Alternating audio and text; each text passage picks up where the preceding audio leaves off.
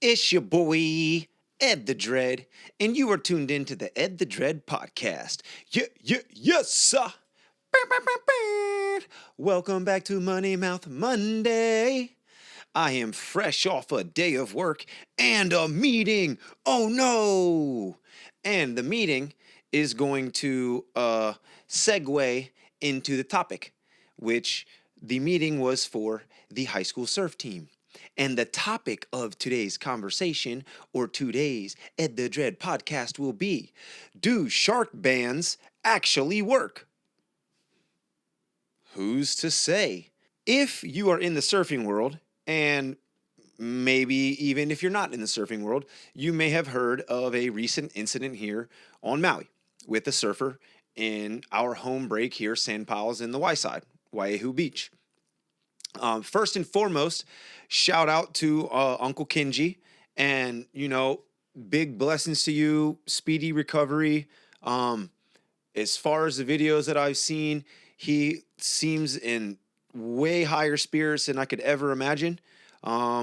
If you are unaware of what has occurred, he was bitten roughly a week and a half to 2 weeks ago, below the knee while surfing Dawn Patrol, and severed off from below the knee. Again, this is my home break. I've lived in the Y side now for 2 years. To be completely honest, generally every single time that I go to surf Dawn Patrol, either myself or that gentleman would be like the first person out. So I've spent quite a number of mornings surfing with him. Maybe not speaking so much, but just like a head nod and exchanging waves. So it's, a shock to the surrounding community, especially those that were there that day. With that said, we have had to get together as the surf coaches and, kind of address the situation to the surf team, to the parents, and, to basically just address the scenario the way that we need to here as the people that surf this break with high school students. In the Y side, it's pretty much known that sharks are around, especially at this time of year. We've got Eau Stream that rinses out into pretty much our home break. We've got, crevices. It's really shallow, and then other crevices of deep water. But more specifically, realistically, we know someone who's been in the water if you weren't in the water when there was like a nip on a board or a bump into or something along those lines within the last few years. I've heard stories of even crazier accounts in earlier than the last few years, but we'll just leave that alone. With that said, after the previous most recent account where I believe like a woman's board was nipped on the nose around the same time, morning time, one of our coaches was out there at the time and swam over to her after it occurred, and she was okay, but, board had a ding in it. After that occurrence, we had to address the team, and, a lot of the surfers ended up getting shark bans. Now, shark bans is this product that it's a, electromagnetic field, which it says when you put the thing on your ankle that it will repel sharks and stingrays and all these animals that use, electricity to sense what's going on. Very recently, they've had Bethany Hamilton endorse their product. I believe she's got a signature model shark band. And the thing's like $150 or something. It's not like it's a very inexpensive product. In the world of shark deterrents, I guess you would say that it's probably the most cost effective. There's other people around the break that have some Australian product that's like I don't even know what, like an electromagnetic band with a battery pack to your tail pad, some crazy shit, right? But that's in the hundreds of dollars range. So when it comes to trying to deter a shark, the shark bans is in, a relatively inexpensive range. The like pro model thing or, celebrity endorsed model being around 150. And I think just the everyday average Joe model being like $120. Again, when you look at their website, right? You go on the website and you look at shark bans and you look around and, they have videos to show accounts, they have people's testimonials, but when you look at like the little icon sketches that they have on the website, it's literally just like a person bobbing with a thing on their ankle and like some sensors, some things flying off the ankle thing, and then the animal staying away. Right now, the reality of this last bite here is that the homie had a shark band on, and the shark still bit and severed his leg.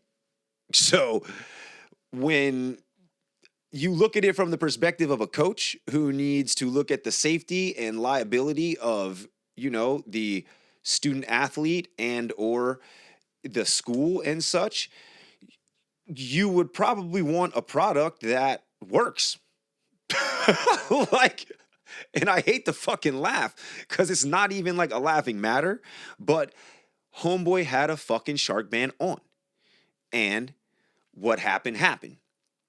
So for me, as a person who's supposed to answer the question from a parent or from a student surfer, should I invest in this product? It's, up in the air for me. I say no. I know there's a bunch of people who are going to disagree with me, but that's the reality and the beauty of being human and having cognitive thought is we all don't have to have the exact same thought, and we don't have to agree on everything. And we can have open discussion about things, which is, I think, what needs to happen, because if a product is advertising that it's going to repel a shark, whether it's 60%, 70%, 80%, 90%, something percent, and you're getting people to endorse this, you're getting people behind it, you're getting a whole bunch of testimonials. I would think that when something along these lines, a bite would occur, that product would be on someone else that was in the water. Now I surf that break a lot and I never wear the product. Maybe one of my homies has something along those lines. A homie's homie has the thing that's under the board, and a few of our surfers on the surf team have them. But I don't go out in the water with it. And again, from the perspective of someone who's looking at it as a coach, looking at it as a person who surfs that break, looking at it as a person who, again, may be questioned by other adults about the scenario. In my mind, you would think, okay, homie got bit at the break. If shark bands were there, they were probably on someone else because the thing's supposed to repel him away, and then maybe it got to the other homie. But what actually happened is the guy that was wearing the fucking shark band got bit, right? And, the first thing that gets asked by, I would say maybe a person that thinks that the shark band is working all the time, is what leg was it on? And it's like, does the shark band advertise that you're supposed to have one on every single limb that's underwater? No, the thing advertises that it's on one leg. Like I said, you look on the website, they got the picture, one leg thing, sharks walking away, right? Or swimming away, I'm sorry. If the thing only works in one direction, why would it be a box that only faces in one direction with a band that goes around your fucking leg or your wrist? Why wouldn't the band have the thing and it be shooting in all directions? These are just questions that I have, again, as a coach who's got to send my athletes out there. I started looking up peer-reviewed studies, and I think it was 2019. Hoveniers, I don't know if they're an agency or what that does these type of things, but the peer-reviewed article was then written about in Forbes magazine. Okay, so Forbes is clearly Forbes 500. There's Fortune 500 companies. They're involved in business and involved in, companies making money and companies with good products and things that people should invest in. And the name of the peer-reviewed study was the effectiveness of 5 personal shark deterrents for surfers. And again, the peer-reviewed study had a conclusion, which was written about in Forbes, which was there had limited to no measurable effectiveness on white shark behavior. Now, great white is the apex predator. I believe that the majority of sharks over here are tigers. But again, when a peer-reviewed study is done and its conclusion is that there's no effectiveness, and a homie that surfs the break that I surf gets attacked with the thing on, it just leads me to believe that the product might just not fucking work. And they're selling these things by the boatload. Fucking selling them like hotcakes, 150 a clip. I mean, if you go on the website, I'm pretty sure the Bethany Hamilton expensive model has like 6 different colorways. I have a degree in marketing, and what I learned from getting a degree in marketing is that selling stuff in capitalism is damn near psychological warfare. And one of the best ways to sell stuff is with a celebrity endorsement. Whether it's milk with a milk mustache or someone wearing your shark band, a celebrity endorsement is going to be very good as far as marketing campaigns go. So I'll conclude the podcast with just saying that be wary when buying products. You know, like, it literally is psychological warfare out there. The apps you open are free because they're collecting your data and selling them to marketing people who then know what you're looking at and clicking on and then market to you that type of stuff so that you're more likely to buy it. They would love you to be consumers forever. And the easiest way to sell a product is with fear. The easiest way to sell anything is fear. I was actually once put through a sales class, the Sandler Sales School. And the literal model is that you harp on the person's fear. And you keep pestering them about these things that fear them until you close the deal. Right? So something along the lines of shark attack, you know, something that could kill you, anything along those lines, people are going to fear a lot. And it's going to be easy to sell a product if there's fear behind it and you have partnered with these things that entice you to buy. Now, I will also say be wary in surfing alone, right? Like, it's a thing that I've done a whole lot out here on the Y side, and, you know, it's a thing I'm going to think twice about now. So with that said, you know, live your life, okay? You don't not get in planes because there could be a plane accident. You don't not drive somewhere because there could be a car accident.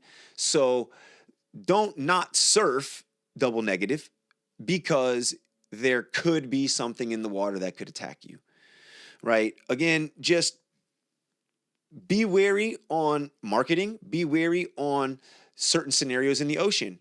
Be around groups. Surf with a pack of people instead of just one by yourself outlying, and especially around dawn, dusk, after there's been rains and the rivers are flowing out into the ocean. But, you know, safety first at all costs, which is what led me to the discussion. And ultimately, don't live in fear, right? Get out there and thrive as a human. Be the best that you can. This was your Ed the Dread podcast on your Money Mouth Monday. Click like if you like, share if you care, and if you don't care because I love you anyway. Aloha, baby. A hui ho kako.